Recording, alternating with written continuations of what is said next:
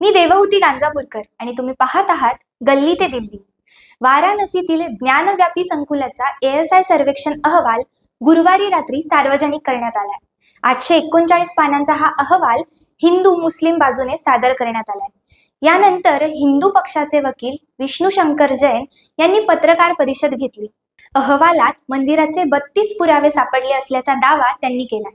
भिंतीवर कन्नड, तेलुगू, देवनागरी आणि ग्रंथा भाषेतील लिखाण सापडले. ते म्हणाले की भगवान शिवाची 3 नावंही सापडली आहेत, ती म्हणजे जनार्दन, रुद्र आणि ओमेश्वर. मशिदीचे सगळे खांब पहिल्या मंदिरातले होते, जे सुधारित करून मशिदीत वापरले गेले. मशिदीच्या पश्चिमेकडील भिंतीवरून ती मंदिराची भिंत असल्याचं स्पष्टपणे दिसून येतंय. ही भिंत 5000 वर्षांपूर्वी नागारा शैलीत बांधण्यात आली होती. भिंतीखाली 1000 वर्ष जुने अवशेषही सापडलेत. मात्र अहवाल वाचल्यानंतरच काही सांगता येईल असं मुस्लिम पक्षाचं म्हणणं आहे. विष्णू शंकर जैन पुढे म्हणतात, मशिदीचा घुमट केवळ 350 वर्ष जुना आहे. हनुमान आणि गणेशाच्या खंडित मूर्तीही सापडल्या आहेत. भिंतीवर त्रिशूळाचा आकार आहे. मशिदीत औरंगजेब काळातील एक दगडी स्लॅबही सापडलाय. तळघरात S2 मध्ये हिंदू देवी देवतांच्या मूर्तीही सापडल्या आहेत. ASI ने 2 सप्टेंबर 1969 रोजी मंदिर पाडल्याच्या जदुनाथ सरकारच्या निष्कर्षावर विश्वास व्यक्त केलाय.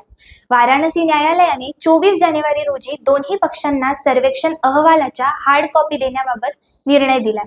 यानंतर गुरुवारी 24 जानेवारीला सकाळी सीलबंद अहवाल वाराणसी न्यायालयाच्या टेबलावर ठेवण्यात आला. तो लिफाफा न्यायाधीशांसमोर उघडण्यात आला. यानंतर अहवालातील पानांची मोजणी करण्यात आली, ज्यासाठी न्यायालयाने प्रति पान 2 रुपये दर निश्चित केला. जिल्हा न्यायाधीश अजय कृष्ण विश्वेश म्हणतात की दोन्ही पक्ष अहवालासाठी अर्ज करू शकतात. अहवाल प्राप्त झाल्यानंतर दोन्ही पक्ष 6 फेब्रुवारी पर्यंत आक्षेप नोंदवू शकणार आहेत.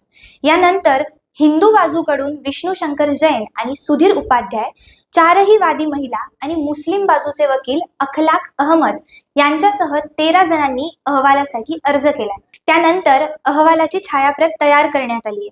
हिंदू पक्षाचे वकील विष्णू शंकर जैन आणि सुधीर उपाध्याय आणि मुस्लिम पक्षाचे अखलाक अहमद यांनी अहवाल सादर केलाय. उर्वरित 10 जणांचा अहवाल शुक्रवारी सादर केला जाणार असल्याचं बोललं जातंय.